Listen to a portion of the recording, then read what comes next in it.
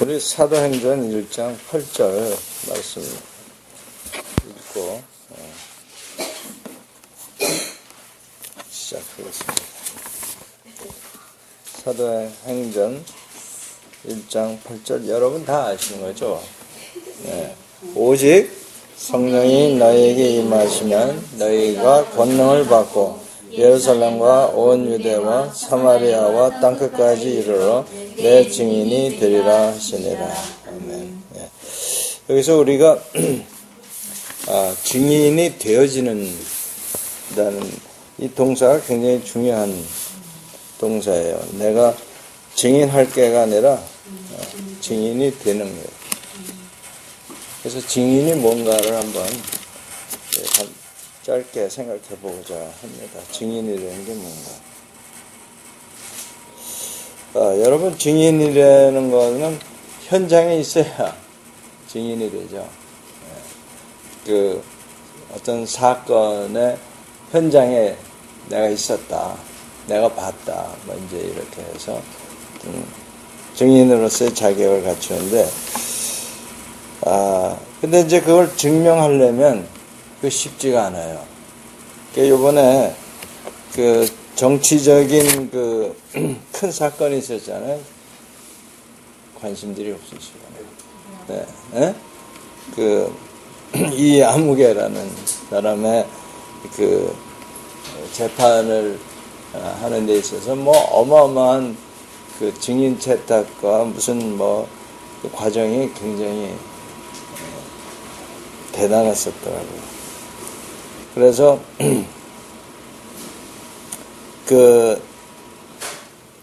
현장에 있었던 회합이라고 그럴까, 아무튼 그 모임의 내부 제보자의 이 모라는 사람의 말을 재판부가 이제 증인으로서 채택을 했다는 거 아니에요.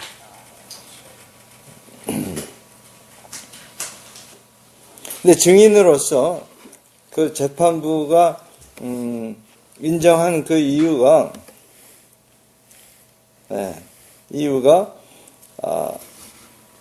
굉장히 공감이 가는 세 가지예요. 일관성과 구체성과 증언하는 태도를 갖췄기 때문에 인정한다. 그거 쉬운 게 아니더라고요. 현장에 있었다고 해서 끝나는 게 아니고, 증언이 일관성이 있어야 돼요. 그 다음에 구체적이어야 돼. 그리고 태도도 이렇게 꾸쭈뼛쭈뼛하면 안 되는 거예요. 그러니까 집중적인 반론에 거침없이 답변하는 태도가 있었대요. 그러니까 자신이 경험한 주요 부분에 대해서 일관성을 유지하고 굉장히 중요한 건데, 제가 이걸 읽으면서 신앙인으로서의 증언, 우리가 증인이 되리라 했는데, 내가 증인으로서의 여건을 갖춘 신앙인이냐, 기독인이냐, 그걸 한번 살펴보는 밤이 됐으면 합니다. 내가 정말 크리스찬이라고 불리는 살아계신 하나님을 증언하는 증인의 요건을 갖추고 있느냐. 좀 겁나지 않으세요? 네? 네. 증인이 되리라 했는데, 증인이 되려면 이제 이 세 가지 여건을 놓고 한번 살펴보면 많은 은혜가 되지 않을까 생각을 합니다. 그러니까 우리 기독교는 체험의 종교다. 말이 종교지 사실 종교가 아니라는 거죠. 어떤 의식, 그러니까 종교라는 것은 하나님을 모르는 사람들이 하나님을 찾으려고 하는 게 종교 행위예요. 그러니까 하나님을 찾은 사람, 만난 사람은 종교 행위가 아닌 거죠. 그냥 삶 그 자체예요. 그래서 이 종교와 우리 기독교인 사이의 차이점을 분명히 알고 우리가 그 단어, 종교라는 단어를 사용해야 되는데, 그 이제 부수적인 얘기고, 내가 체험한 하나님의 말씀에 대해서 일관성을 내가 유지하고 있느냐. 이럴 때는 이렇게 얘기하고 저럴 때는 저렇게 얘기하죠. 우리 말에 그런 게 있어요. 이혈령, 비혈령. 그러니까 귀에 걸면 귀걸이고 코에 걸면 코걸이다. 나의 신앙이 그 일관성이 있느냐.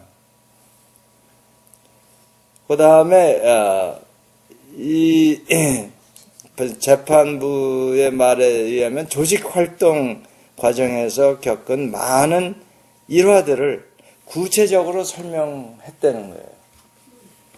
야, 이제 우리 신앙으로 돌아가면 우리가 전도와 봉사활동 과정에서 겪은 많은 그런 그 체험들 또는 묵상들을 구체적으로 설명할 수 있느냐, 이게.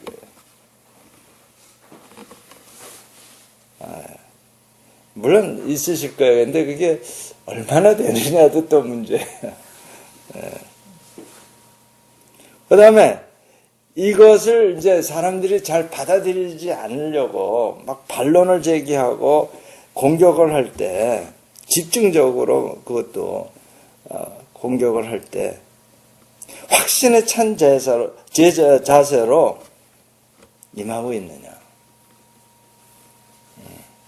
그냥 그렇다는 얘기야 이렇게 넘어가면 안 된다는 거죠.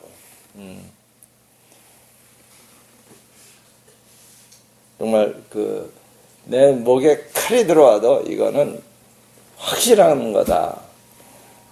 그런 태도가 갖춰져야 이 사도행전 1장 8절에 나오는 예수님의 증인이 된다는. 그런데 제가요, 이거를 사실 신앙에 먼저 대입한 거 아니에요. 오늘 무슨 말씀을 전할까 하다가 그래, 이게 이 사도행전 1장 8절 말씀이 생각났고, 그래서 이거 해야 되겠다. 왜냐하면 우리가 결국은 죽은 다음에 심판이 있다고 분명히 말씀하셨어요. 그렇죠? 사람이 한 번 죽는 것은 정한 이치인데 그 후에는 심판이 있으리라. 이 재판부에 우리 쓰는 거거든요. 그러면 하나님은 재판관 역할이고 마귀는 검사 역할이에요. 고소하는. 예수님은 변호인 역할을 하신다고 생각하면 쉽게 이해가 가요. 자, 그럴 때 이제 우리가 정말 일관성이 있느냐. 내가 이 지상에서 살 때에 내가 이런 신앙적인 체험을 한 것에 일관성이 있느냐. 어떨 때는 있는 것 같기도 하고 없는 것 같기도 하고 이렇게 되면 곤란해지는 거예요. 그런데요, 내가 먼저 이것을 적용한 게 사실은 건축가에 대해서 적용을 해봤어요. 자, 보세요. 내가 경험한 공간 환경의 주요 부분에 대해서 일관성을 유지하고 있느냐. 컨티뉴이티라고 그래요. 일관성. 지속성이 있느냐. 정말 건축가는 사실 문화 사회의 증인 역할을 해야 되는 거예요. 변호사뿐만이 아니라 의사뿐만 아니라 건축가도 생명에 관계되어 있거든요. 무너져서 그렇게 많이 죽잖아요. 경주에서. 이 건축가가 사실 굉장한 그 증인 역할을 해야 돼요. 사회적인 책임이 커요. 그런데 거기 일관성이 없을 때 무너지는 거거든요. 그 다음에 구체적으로 설계 활동 과정에서 많은 그런 경험들을 구체적으로 설명할 수 있어야 되는 거예요.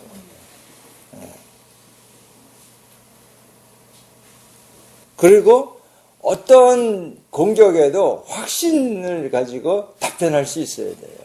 근데 이번 경주 그 사건은 이게 전부 이게 확신을 가지고 답변할 사람이 하나도 없는 거예요.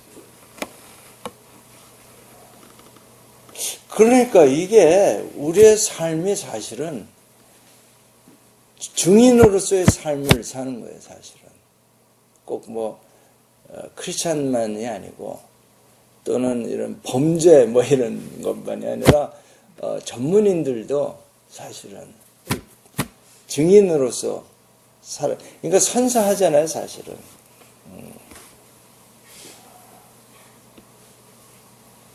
그러니까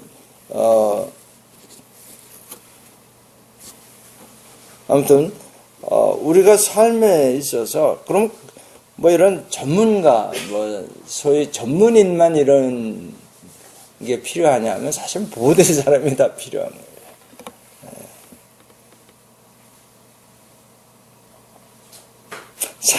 생활인으로서 정말 한 인간으로서 삶을 증언할 수 있겠느냐 했을 때 나의 삶의 그 가치관이 일관성이 있느냐 이거죠. 나한테 유리할 때는 이쪽을 택하고 불리할 때는 또 저쪽을 택하고 이렇게 되면은 참된 인간으로서 살았다고 할 수가 없죠. 증인, 인간이라고 내가 증언이 안 되는 거예요. 짐승이 되면. 그래서, 그 판결문을 가지고 이제 어느 분이 이걸 썼는데 그걸 읽다가 문득 우리가 하나님 앞에 심판대 앞에 섰을 때 똑같은 현상이 벌어지지 않겠느냐.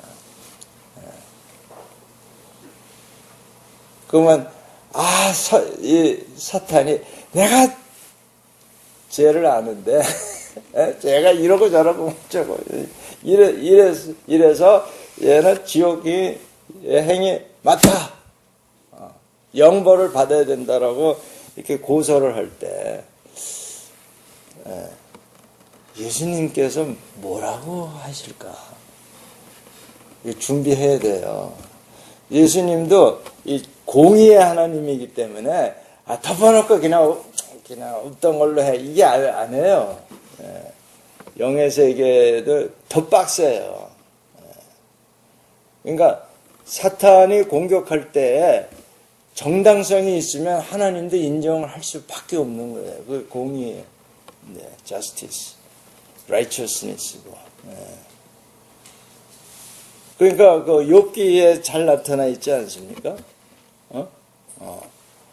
그 사탄이 마귀가 아니 하나님 왜 죄는 저렇게 편애하느냐 욥기에 보세요. 그러니까 하나님도 잔소리 마 이렇게 못하시고 그래 해봐 네가 테스트 한번 해봐. 우리 지금 당하고 있는 겁니다 이 땅에서도.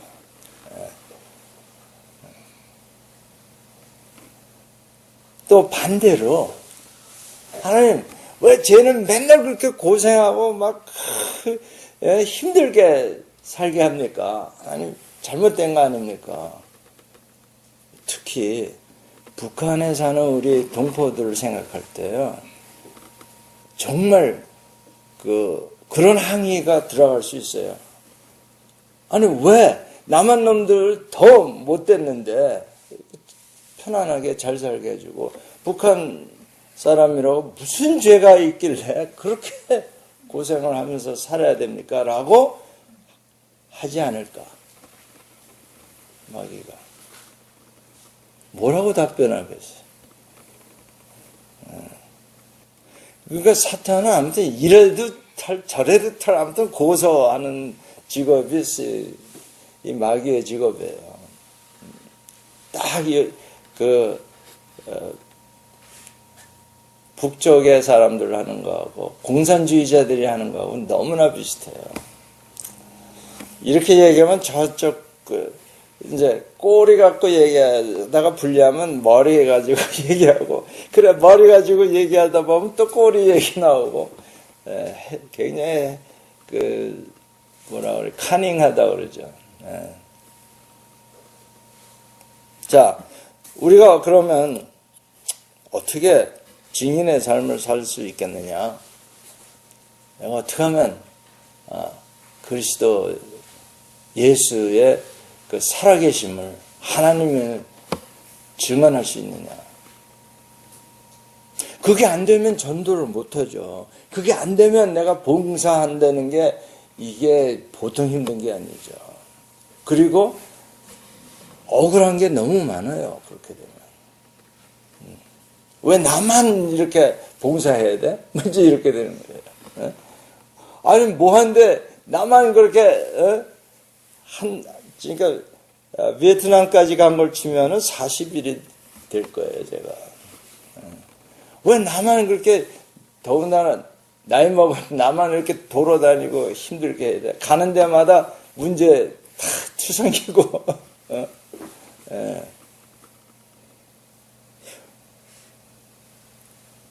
근데요, 이게 증인의 삶이라면 그런 불평을 할 수가 없습니다.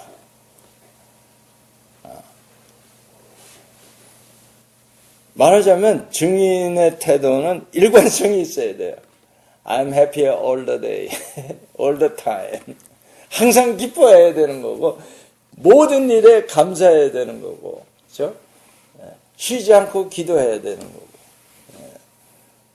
일관성이 있어야 되는 거예요. 그리고 구체적으로 감사도 구체적으로 감사하고 그래야 되고 모든 일에 있어서 담대하게 답변할 수 있어야 돼. 글쎄, 나 잘 모르겠는데 뭐 이러면 안 되는 거예요.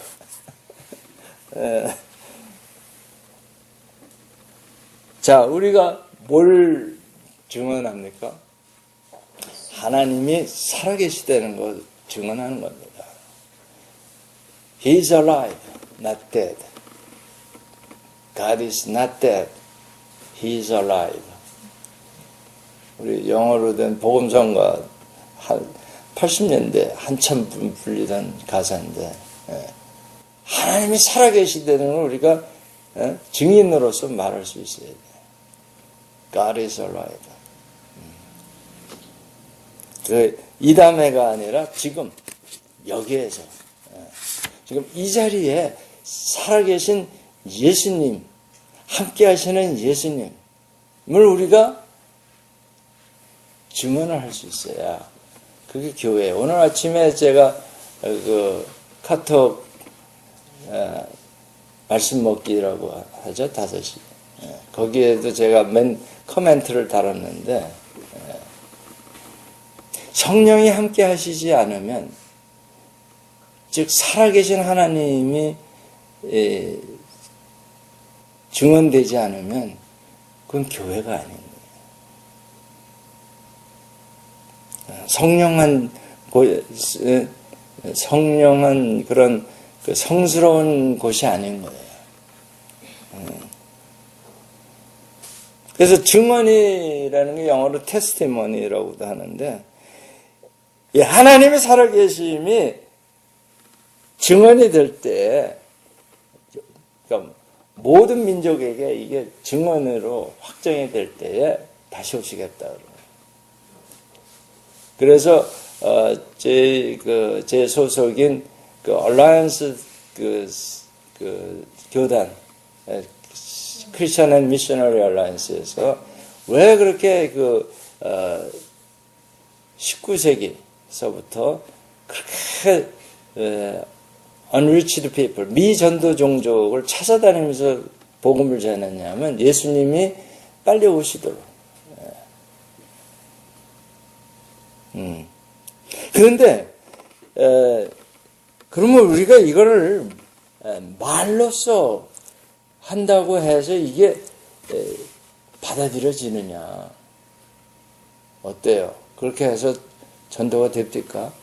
우리는 논리적으로 설명을 한다고 해서 사람들이 믿어줘요?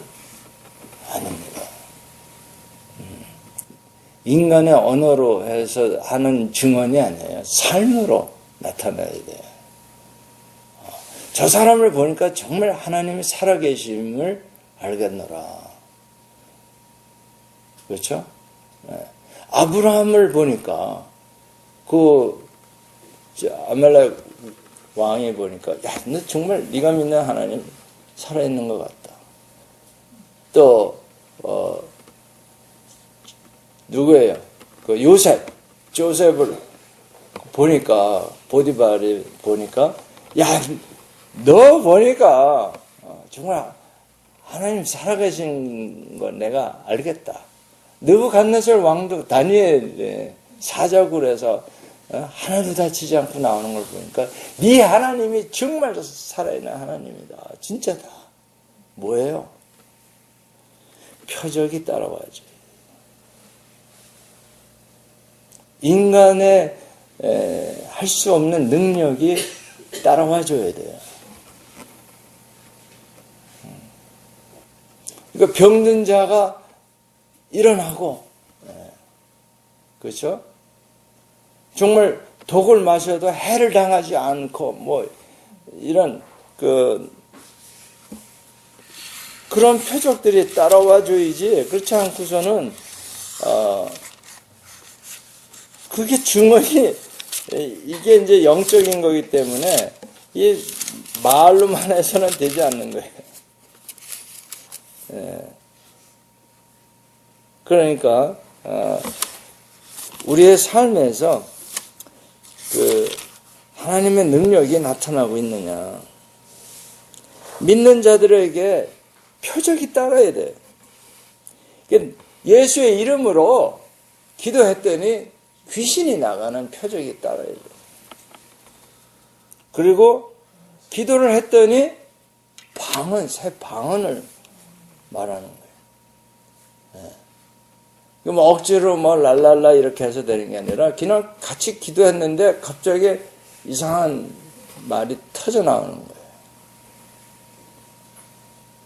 근데 이거 조심해야 돼. 요즘 뱀을 집어 올리면 무슨 독을 마실지라도 해를 받지 아니한다 하는데 미국의 어떤 목사님이 그 뱀의 독을 해를 받지 않는다고 물렸는데 이따가 죽었다 그러더라고요.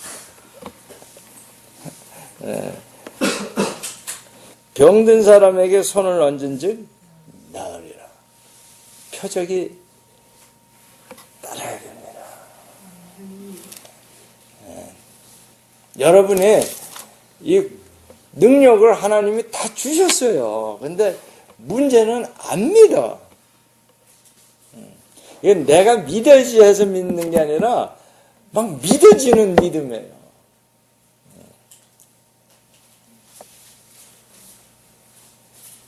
그걸 이제 성령의 감동하심이 있을 때, 성령이 내 마음을 자꾸 감동을 주는 거예요. 내 이성으로는 이게 안 되는 거예요. 말도 안 되는 건데 왠지 마음속 저 깊은 데서부터 된다라는 생각이 기름방울이 이렇게 탁 물속에서 올라오듯이 그거 내 마음의 표면으로 떠올라가고 오는 거예요.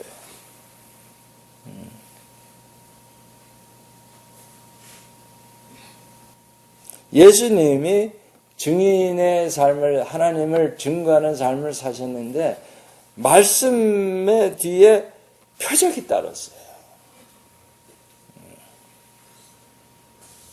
그리고 예수님의 가장 공격을 받는 게 뭐냐면 증인이라고 하려면 두 사람이 있어야 돼요. 최소한. 그 이제 율법에서부터 두 사람이 똑같이 증언을 해야 인정이 되는데 이 바리새인들이 너가 얘기하는 걸 우리가 어떻게 믿냐 그랬을 때 예수님이 뭐라고 하냐면 아버지께서 친히 나를 위하여 증언하신다 그랬어요. 그러니까 하나님의 능력이 나타난다 이 얘기예요. 그리고 성경 말씀이 또 나를 증거한다. 모든 것이 나에 대해서 기록한 것이다 라고 예수님이 아주 확실하게 얘기해 버렸어요. 뿐만 아니라 요한복음 15장 26절에 보면 성령이 나를 증거하실 것이다. 이때 아직 부활 승천을 안 하셨을 때예요. 자, 그러면 뭐예요? 하나님 아버지가 나를 위해서 증언하고 또 자신이 또 증언을 하시고 예수님이 성령님이 증언을 하신다. 삼일체가 다 증언하시는 거예요. 삼일체 하나님. 그 삼일체 하나님의 예표로서 아브라함과 이삭과 야곱에 대해서 우리가 살펴봤잖아요. 자, 그럼 우리 안에 그 성삼위 하나님이 와 계시다면 아브라함과 같은 마음과 행동이 나와야 되지 않겠습니까? 아브라함의 대표적인 게 뭐예요? 정말 자기 몸보다도 더 귀하게 여기는 아끼는 독생자 아들을 하나님 말씀에 순종해서 바칠 수 있느냐 하는 겁니다.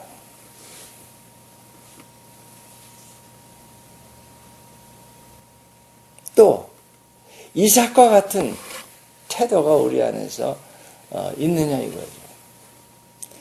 이거 자기를 죽인다는데 각을 뜨는 거 아니에요? 번제로 하면은.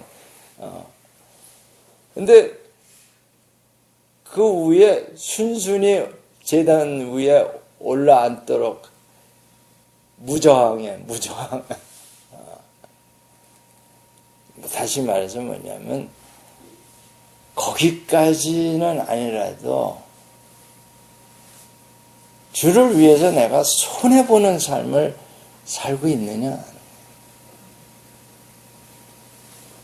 그래야 하나님 아버지와 예수님이 살아계심이 나에게서 나타나는 거죠. 얘가 이랬으니까 나는 이래요. 네가 한 대 차, 나도 한 대 차. 한 대가 아니지, 두 대 치니.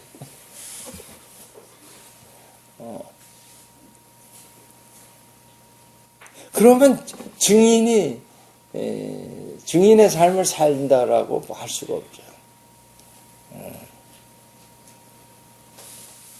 그 다음에 나에게서 야곱과 같은 성질이 있느냐 이거죠. 야곱이 어떤 성질이에요? 하나님과 씨름하는 테네셔스, 깨끗해지는 성격이 있냐 이거죠. 조금 하다가 아유 이거 안 되나 봐 관두자 뭐 이렇게. 성령님과 씨름하는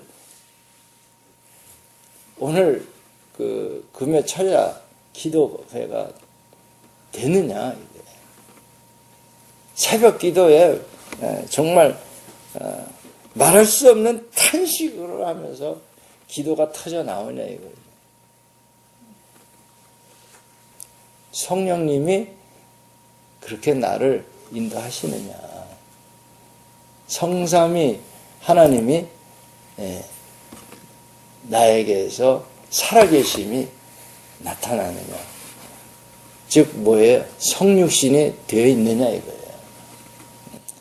예수님만이 하나님의 아들이 아니라 우리가 하나님의 자녀입니다.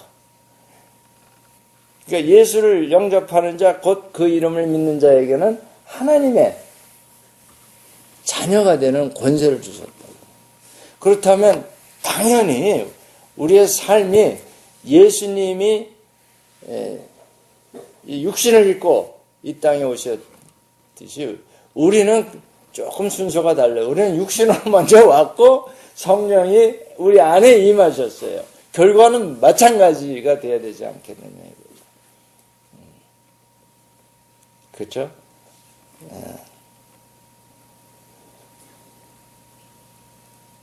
그렇죠?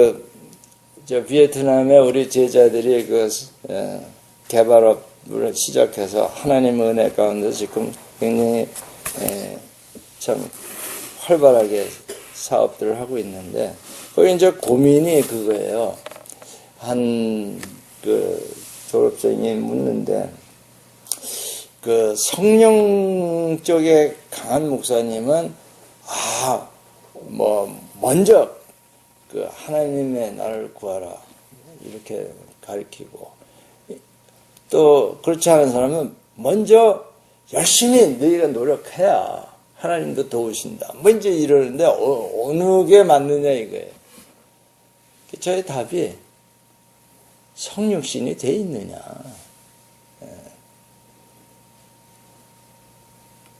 무슨 말인지 잘 이해가 안 가세요? 너희가 하는 사업에서 하나님이 나타나고 있느냐 이거예요. 하나님의 능력으로 되고 있는 거냐 지금.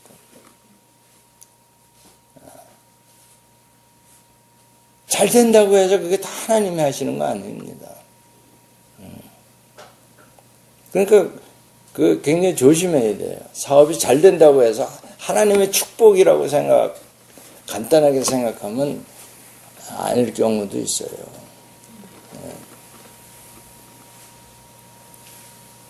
그러니까 우리의 삶이 성육신이 되고 있느냐.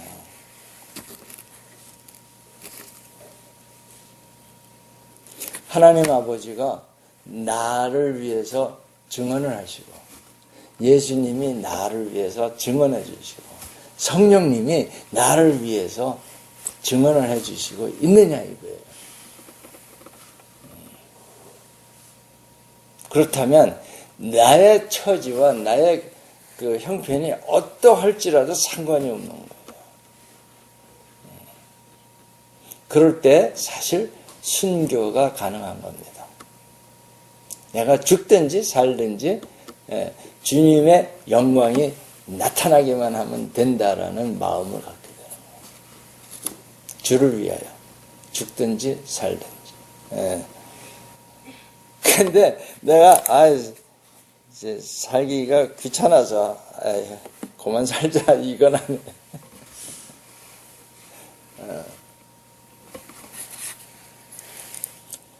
자, 그래서 이 법을 우리가 좀 알아야 되는 게, 하나님이 법을 가지고 우리 인간과 관계를 맺으시는 분이에요. God of Covenant, 약속의 하나님. 먼저 이러한 약속을 하고 그걸 지키시면서 봐라, 내가 그 하나님이 아니냐. 아브라함하고도 처음에 언약, 커브넌트를 시작합니다. 하늘의 별과 같이 많은 자손을 너에게 주리라. 네가 믿느냐? 믿는다. 오케이. 그러면 너와 내 자손이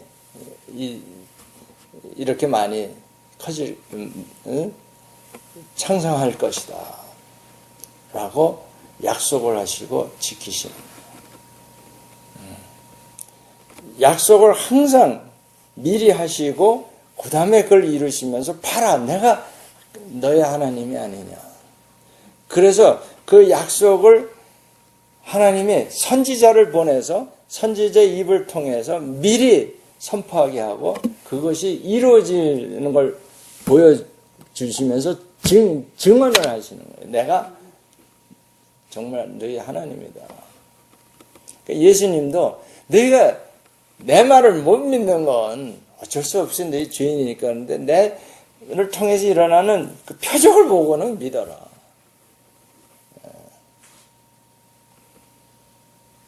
우리의 삶 속에서 정말 주님의 성품이 며칠 전에 그 겸손하고 온유하라 하는 아침 말씀 나간 거 기억하세요? 거기에 내가 토를 달았죠. 겸손이 뭐고 온유가 뭐고. 그거 굉장히 중요한 거예요. 지금 이제 성삼위 하나님의 성품이 나에게 나타나느냐? 이게 너무 많으니까 골치 아픈 것 같아. 그냥 예수님의 성품이 나타나고 있느냐? 즉 뭐예요? 나에게서 겸손과 온유가 나타나고 있느냐? 겸손이라는 건 뭐라 그랬어요? 겸손. 예? I'm nothing, I have nothing, therefore, what? Everything is a gift from God. Therefore, 어떠라는 거예요? 감사한 마음이 있어야 돼요. 예. 나는 아무것도 아닙니다. 내가 가진 건 내 것도 하나도 없습니다. 그러므로 내가 지금 누리고 있는 것은 하나님으로부터 온 하나님이 주신 선물이기 때문에 감사합니다. 감사한 마음으로 사는 게 그게 겸손이에요. 하나님 앞에서의 겸손을 얘기하는 거예요. 인간 앞에서 겸손은 뭐 어떤 건지 잘 모르겠어요. 저는 원래 태어나기를 겸손하게 태어난 사람이 아닌 것 같아요. 뭐 돌사진을 보고 누가 아유 태어날 때부터 오만하게 생겼다고 누가 그러더라고요. 우리 겸손 잘 못하는 사람이에요. 그런데 하나님 앞에서는 이게 중요한 거예요. 인간 앞에서는 내가 겸손할 이유가 별로 없어요. 뭐 그렇게 소위 말해서 신세진 것도 없고 뭐 그렇게 뭐 겸손 떨 필요가 없어요. 사람들 앞에서. 특히 건축에 관한 한 제 앞에서 뭐 어쩌고 그랬다가는 한 칼에 내가 잘라버려요. 왜냐하면 제가 김연아 그 하는 걸 보면서 정말 프로라는 건 자기와의 싸움입니다. 정말 이게 도저히 안 된다고 하셨을 때 그거 이겨내는 사람이 그 챔피언이에요. 골드 메달리스트들이 그냥 뭐 능력 있고 재주 있어서 그 따는 거 아닙니다. 뒷얘기 들어보면은 위기가 한두 번씩은 반드시 있어요. 그러니까 도저히 스케이팅을 다시 탈 수 없을 만큼 몸이 아프든지 부상을 당하든지 다 그런 과정을 딛고 일어난 사람들이에요. 안현수 대단한 챔피언입니다.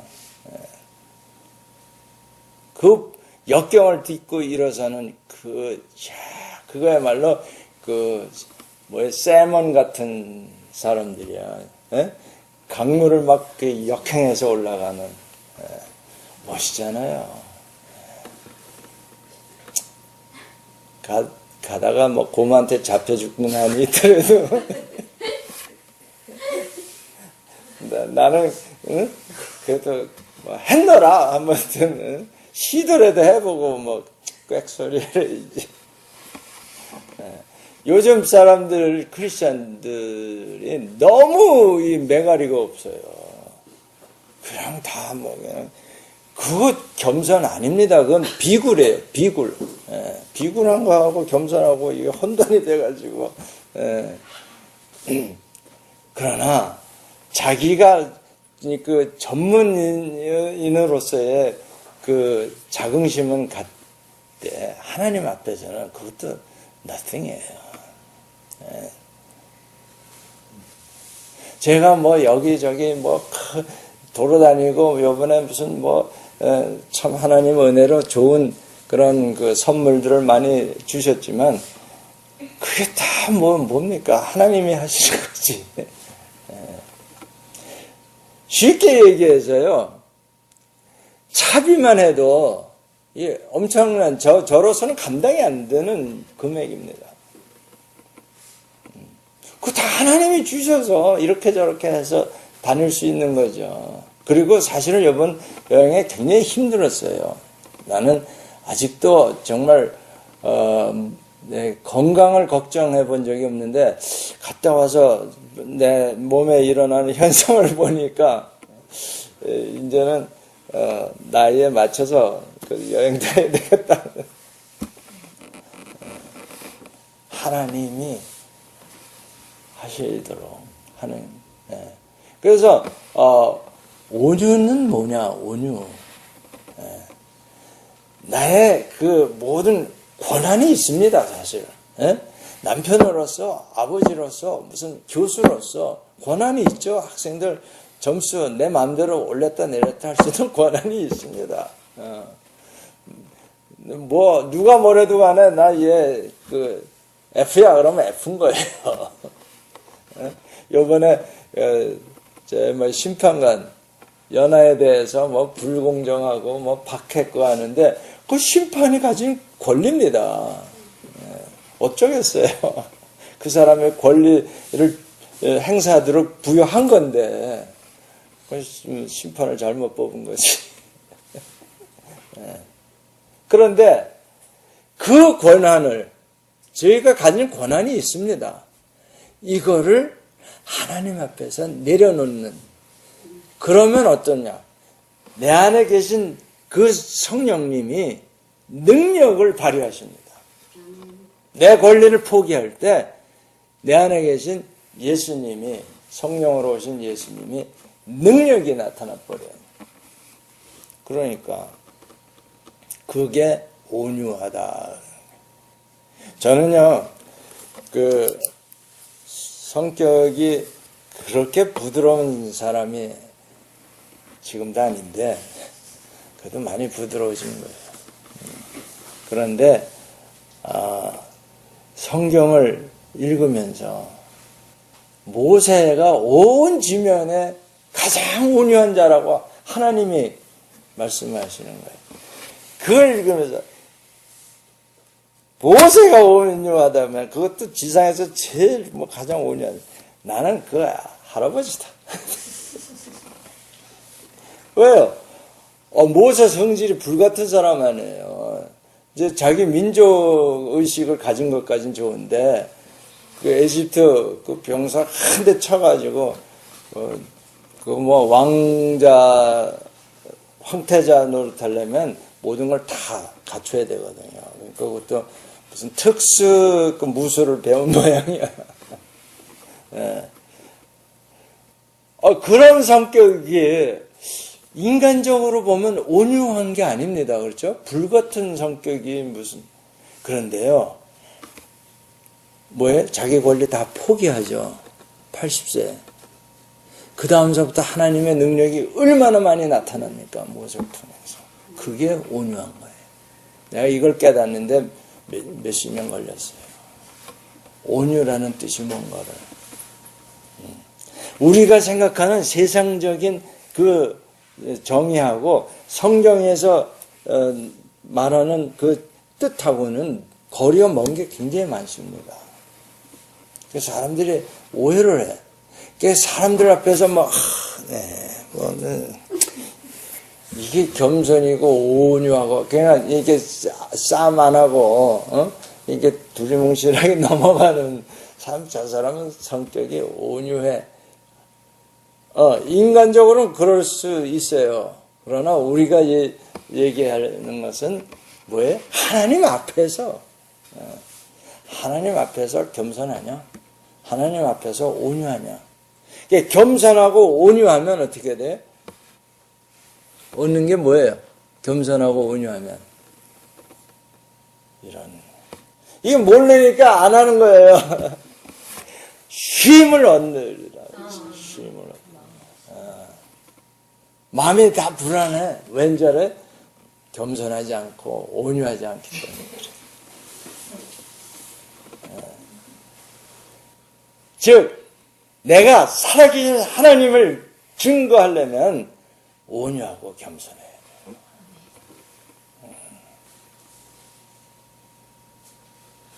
무슨 뭐 도덕 성경이고 무슨 뭐 이런 거 할 필요 없어요. 무슨 뭐 그런 책들 많이 나오는데 그거 왜 그 쓸데없는데 돈을 버리는지는 알 수가 없어. 여러분, 제가 이게 1, 2년에 깨달은 게 아닙니다, 이게. 막 공짜로 드리니까 이게 정말 싸구려인 줄 아시는데.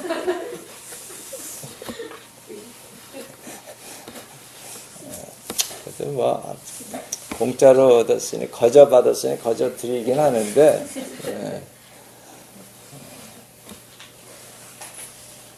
그래서, 증인으로서의 크리스찬 삶을 삽시다. 기도합시다.